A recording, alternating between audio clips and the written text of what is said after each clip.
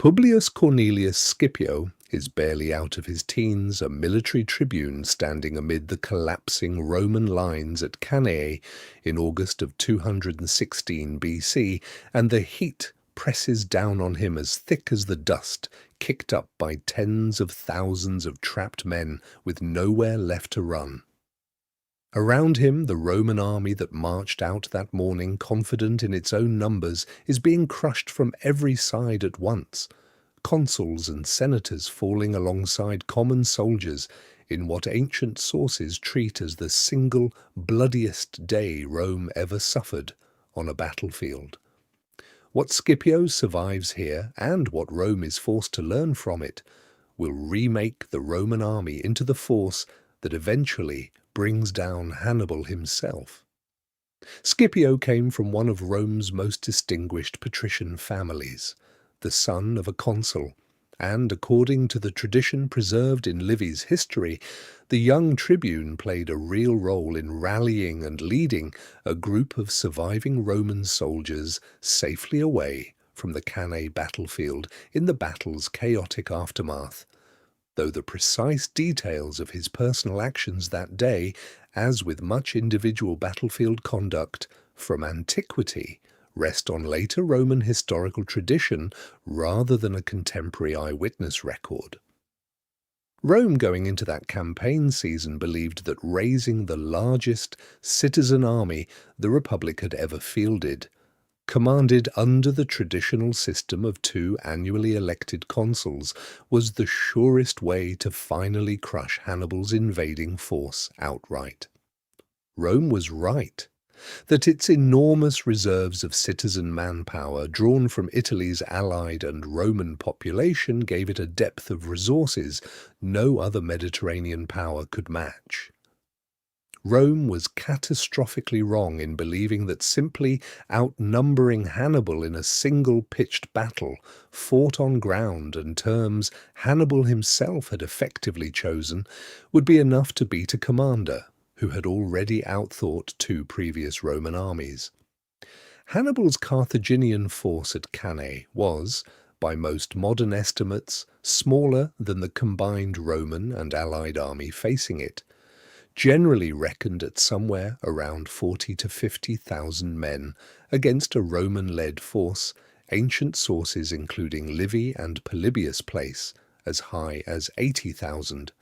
though modern historians generally treat the lower end of that Roman figure closer to 50 or 60,000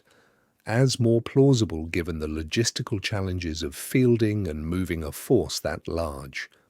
What Hannibal possessed that raw numbers didn't measure was superior cavalry, drawn substantially from Numidian and Spanish allies, and a tactical plan built specifically around Roman assumptions about how a pitched battle should unfold. Polybius, whose military analysis modern historians regard as unusually careful for this period, describes the core of Hannibal's plan as deliberately weakening his own centre,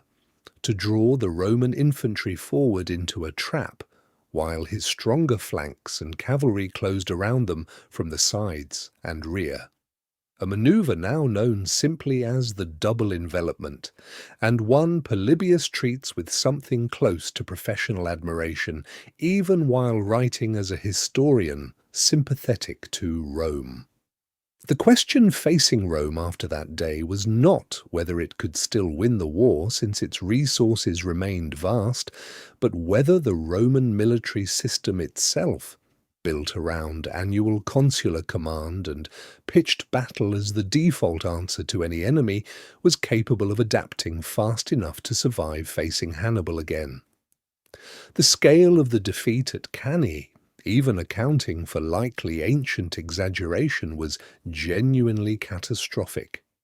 Livy places Roman dead somewhere in the range of 50 to 70,000 in a single day, a figure modern historians treat as plausible in general scale given how thoroughly the encirclement trapped the Roman force, even if the exact number can't be verified. Both consuls commanding that day met sharply different fates. Lucius Aemilius Paulus, died on the field, while Gaius Terentius Varro survived and made his way back to Rome, a survival some ancient sources treat with more sympathy than others, given the scale of what happened under joint command. If stories like this interest you, there's more of Rome's history still to come. In the immediate aftermath, Rome adopted emergency measures that reveal just how seriously the Senate understood the crisis, enrolling slaves as volunteer soldiers with the promise of freedom, lowering the minimum age and property requirements for enlistment, and, according to Livy, forming 2 legions from the disgraced survivors of Cannae itself, sent to serve out an extended, punitive term in Sicily as what later tradition remembered as the Legiones Cannenses, a real and documented example of Rome treating military failure with harsh institutional consequence, rather than simply absorbing the losses and moving on. The deeper adaptation, though, was strategic rather than administrative, and it centered on a shift in doctrine associated most closely with Quintus Fabius Maximus, whose delaying strategy of avoiding direct pitched battle with Hannibal had already been used and criticized as overly cautious, even before Cannae.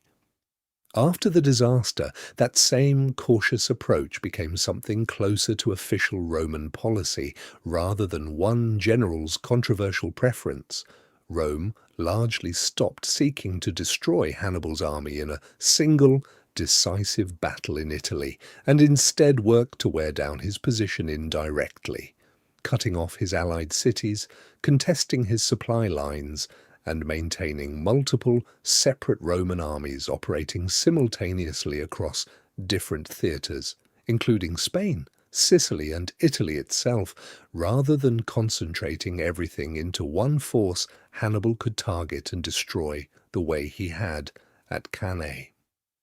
This was a real, sustained change in how Rome fought the rest of the Second Punic War, and modern historians generally credit it, alongside Rome's simple depth of manpower and allied loyalty, as the decisive factor that eventually turned the war, even though it meant enduring years without the kind of single dramatic victory Roman tradition tended to celebrate.